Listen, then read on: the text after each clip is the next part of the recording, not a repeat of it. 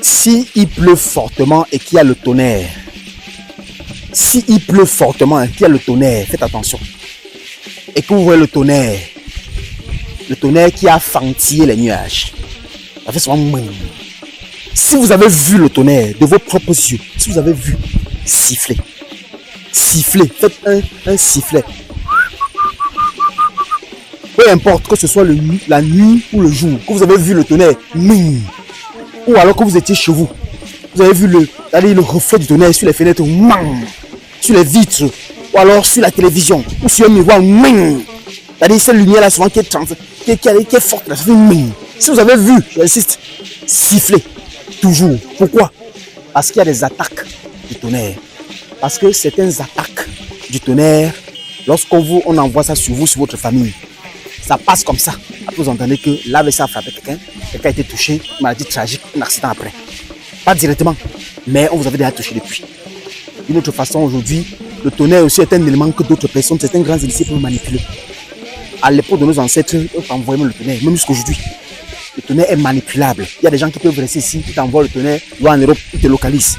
Alors, quand tu siffles, ça annule l'onction, ou alors ça annule le sort qui avait été envoyé sur toi. Ou alors ça annule. Si tu avais mandaté, si ça a été mandaté dans ta famille, n'importe comment, et que tu as vu, cela annule cela. Si tu as vu, il faut siffler. Autre chose, lorsqu'il y a eu le tonnerre dans le ciel, que tu as vu ou que tu n'as pas vu, et qu'il y a un nouveau-né dans la maison, c'est-à-dire qu'il y a un bébé dans la maison, et qu'il y a eu le tonnerre, il pleut fortement, qu'il y a eu le tonnerre, boum. Portez le nouveau-né, tenez la main, ne le laissez pas sur le lit, de telle sorte que il peut être effrayé et quitte son corps, parce que l'esprit d'un nouveau-né a peur d'être effrayé. S'il est effrayé, il peut quitter son corps d'une façon brusque.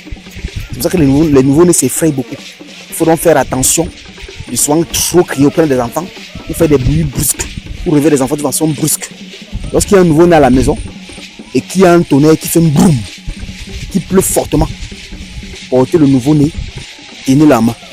S'il y a des fortes pluies la nuit et qu'un nouveau-né dort dans son berceau et que vous sentez qu'il y a une forte pluie avec des tonnerres et des grondements, portez le nouveau-né de son berceau, mettez dans votre lit, dormez avec lui. À chaque fois qu'il y a une forte sensation dehors, pluie, tonnerre, grondement, vent, n'importe quoi, et qu'il y a un nouveau-né à la maison avec lequel vous êtes, portez le nouveau-né, mettez-le à côté de vous. Ne laissez pas qu'il soit effrayé. Il y a des enfants, vous allez trouver, après leur naissance, ils sont partis. On va accuser la sorcellerie et compagnie. Or, il y a une chose qui s'est passée dans la maison et l'esprit d'enfant, l'enfant n'a pas supporté. Les nouveau-nés voient tout, ils entendent tout, ils connaissent tout. Donc lorsqu'il dort, qu'il y a un fort tonnerre, il ressent toutes les vibrations de ce tonnerre-là et de la pluie qui est dehors. Maintenant, la seule chose qui peut le calmer, l'apaiser, c'est la chaleur de son parent ou la personne avec laquelle il est à la maison.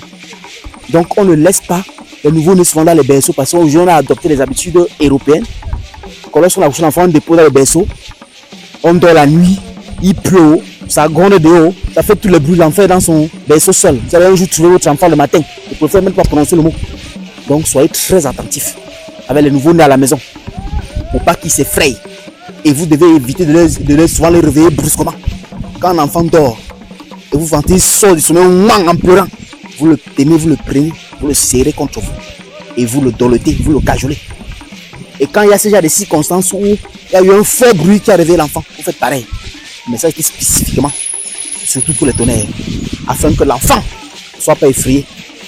Et vous le retrouvez parti d'une façon que vous n'avez pas compris. Protégeons nos enfants. C'était Luminendia. À très bientôt. Allume ton cerveau. Merci.